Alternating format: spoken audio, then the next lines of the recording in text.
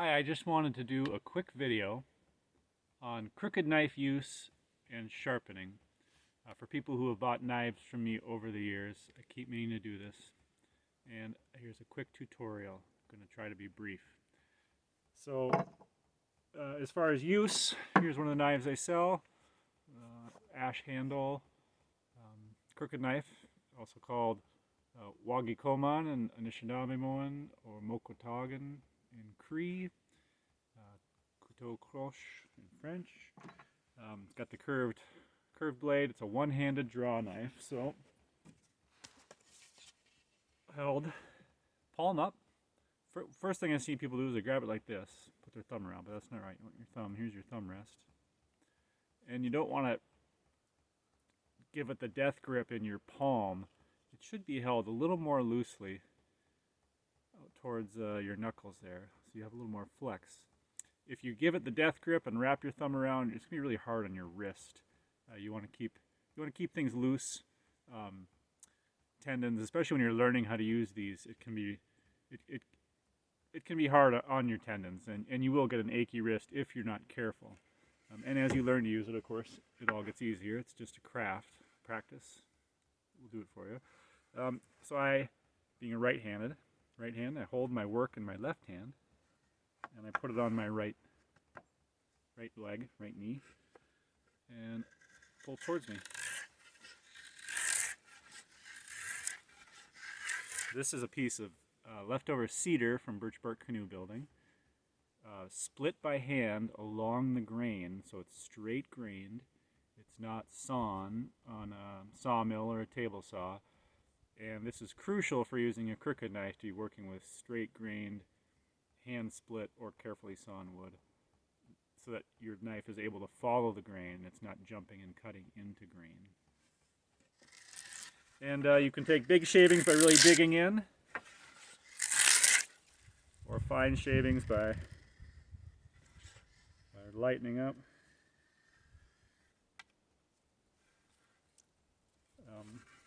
So it's a planing tool. It can be used for planing and smoothing. On a wider board like this piece of cedar, one of the reasons that the tip is curved is you can hollow out things with it, but you can also, if you want to carve on the far side of a board, you tip up the knife and you can carve with the tip on the far side rather than having to flip the work around. Or sometimes the grain of the wood wants to be carved this direction, even though it'd be easier to carve it like this. You'd be carving against the grain. So there are times when you will want to do that on a canoe paddle or some wider things. Or you can use it as a hollowing tool for like a maple sugar trough, or like this snow shovel. This was all carved with a crooked knife. I learned this from Dave Bosom up in Ujiboogamoo, Cree Nation, James Bay. Like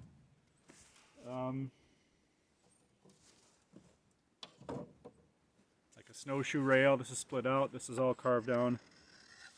Again, with a crooked knife, I'm not trying to carve this, but yeah. So you can see it's just an easy. I'm not working hard here. I'm not squeezing the handle. So relaxed is the key. Relaxed is the key for longevity. So those are just some quick tips on usage. You can take the bark off a pole.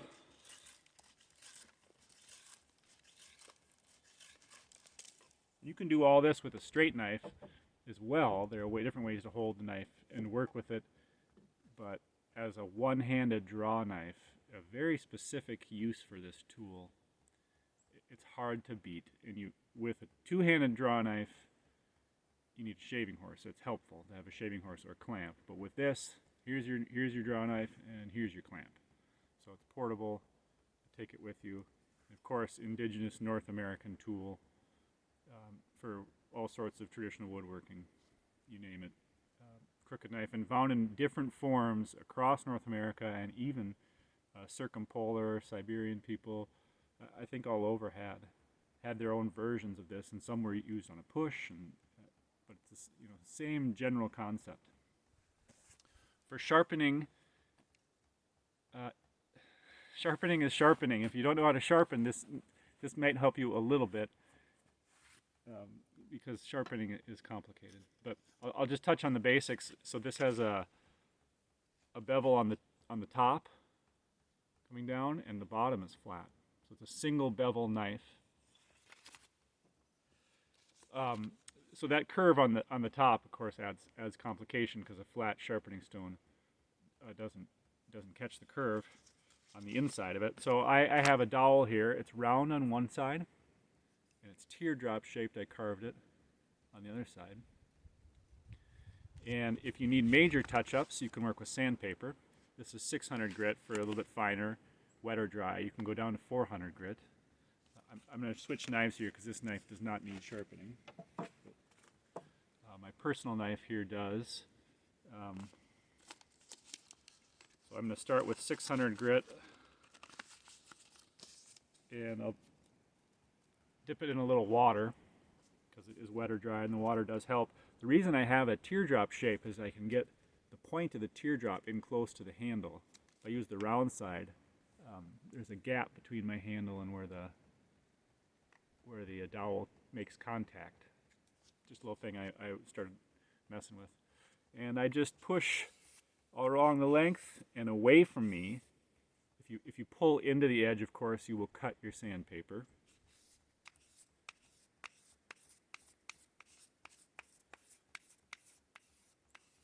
All the way up to the tip. And once you've got the top fully sharpen all the way to the edge, you'll start to feel a burr develop on the other side. If you push your finger away from the cutting edge, you'll feel a little burr develop.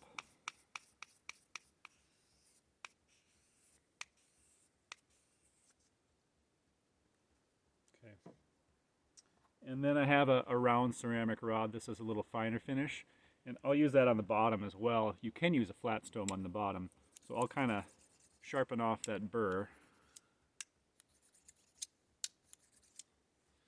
And then work back on the cutting edge with my round stone. And this will give me a finer finish than the 600 grit sandpaper. And then a couple.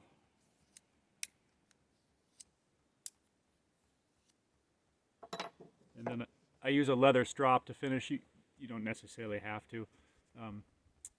And it's got some sharpening compound rubbed into it, and I'll just, you can catch the curve enough with the strop on the inside, narrower strop being better.